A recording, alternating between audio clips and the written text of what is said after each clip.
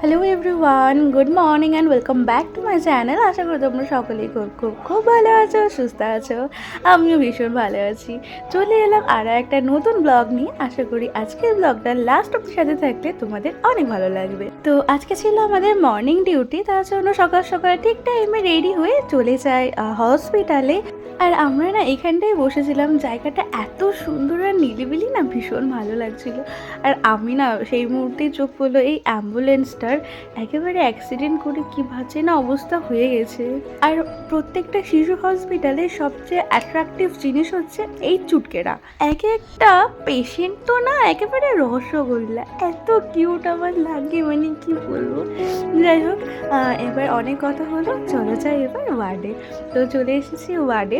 বেশ সকাল সকালে গিয়েছিলাম, তো তখনও পর্যন্ত পেশেন্টের অতটা চাপ ছিল না। আর এই পুচকেটা শোন আয়, আবার সে তো লজ্জায় বাসে না। যাই হোক, খেয়ে নিলাম সকালের টিফিনটা। সেদিন দিদা দিয়েছিল আমাকে সকালে চাউমিন, তো চাউমিনটা খেয়ে ব্রেকফাস্টটা কমপ্লিট করে নিই।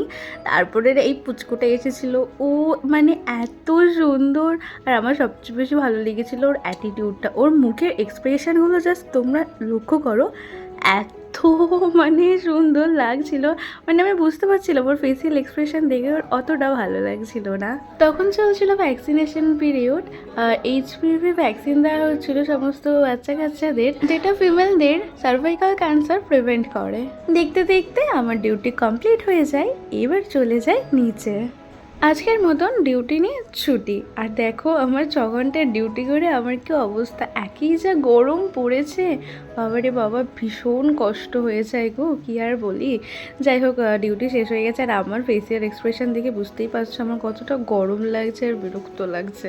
এবার টুকুস টুকুস করে চলো একটু বাইরের দিকে যাওয়া যায়। আর সেদিনকে ওয়েদারটা দেখে হালকা পাতলা বুঝতেই পারছো মেঘ করে রয়েছে, ভারী গরম পড়েছিল, কেমন একটা ভ্যাপসা গরম। তার জন্য আমারও কিছু জিনিস লাগতো, তাই গিয়েছিলাম মার্কেটে।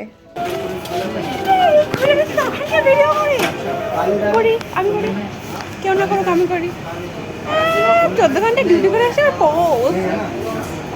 আজকের মতন ডিউটি আমাদের কমপ্লিট। আর বাস তো ততক্ষণে চলে এসেছে। আমার না সেদিনকার ওয়েদারটা ভারী সুন্দর লাগছিল, কি সুন্দর হাওয়া দিচ্ছিল। খানিকক্ষণ পর থেকে গরমটা একটু কমই লাগছিল। বাসের ভেতরে সব জানলা তো হচ্ছে বন্ধ থাকায় বাসের ভেতরটা একটু গরম গরম লাগছিল, বাট পরে ঠিকঠাক হয়ে গেছিল। আর আমি সবার থেকে দূরে এসে একেবারে বাসের লাস্ট সিটে বসেছিলাম। এমন না যে সামনের সিটগুলো ভর্তি ছিল, ভর্তি কিন্তু কিছুই না, আমি একটুখানি একা একা বসতে চেয়েছিলাম, তার জন্য একেবারে লাস্ট সিটে এসে বসেছিলাম।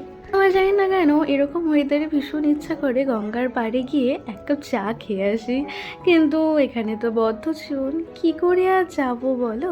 যাই হোক, ডিউটি ফিউটি কমপ্লিট করে এবার চলে আসে একটা ঘুরু করতে। তোমরা যারা আমার ব্লগ রেগুলার দেখো তারা তো কম বেশি জেনেই থাকবে যে আমি কতটা পরিমাণে ঘুরতে ভালোবাসি। ঘোরার কথা একবার শুনলে আমার যতই কাজ থাকুক না কেন আমি সব কিছু ভুলে যাই, দিয়ে মনে হয় যে না, যাই একটু ঘুরে আসি, কি আর এমন ক্ষতি হয়ে যাবে।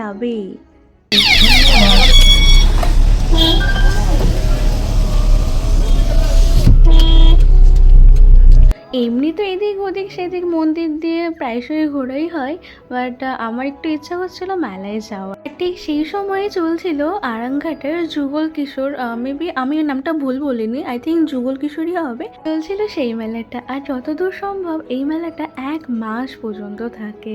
আরামঘাটে আমার সেরকম কোনো রিলেটিভ নেই বা কোনো কিছুই নেই যদিও, বাট এই মেলাটা এখানে হয় আমি আগে জানতামও না, এই ফার্স্ট টাইম আসলাম।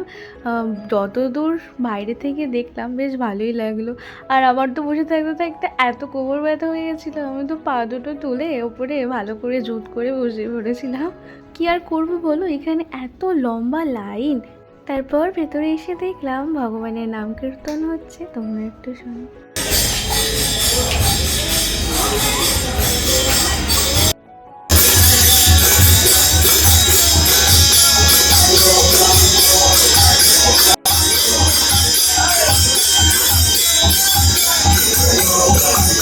জন্মদিনে আমার মা বাবার পক্ষ থেকে দেওয়া গিফটটা কী ছিল সেটা তো তোমাদের দেখানো হয়নি। চলো আজকে তোমাদের সাথে শেয়ার করছি। এই যে এই কানেরটা যেটা দেখছো সেটা হচ্ছে কি আমাকে জন্মদিনে মা বাবা দিয়েছিলেন।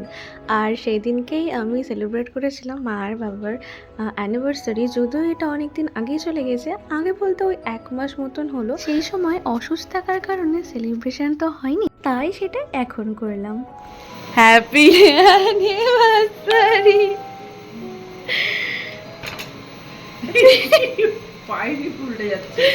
Happy anniversary, happy anniversary. চাকু দিয়ে তুলবা না, হাত দিয়ে তুলবা কিন্তু, বলে দিলাম। এইবার দেখ তোলাটা, তোলাটা শুধু দেখ। এক জিনিসও কতবার করে কাটছে। এই চাকু দিয়ে তুলবা না, হাত দিয়ে তোলো। হাতে লাগুক, ফ্রেশ ক্রিম ওগুলো উঠেছে তাড়াতাড়ি।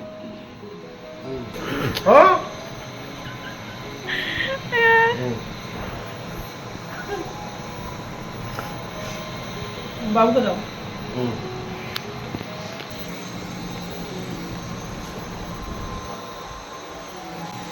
বুঝলো না, ছবি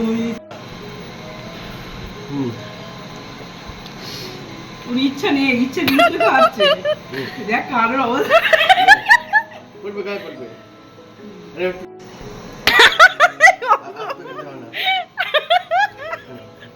আরে কি গো? হাও করে খাচ্ছি। দিলে তো খাওয়ার জন্য, নিজে খেয়ে নিলাম।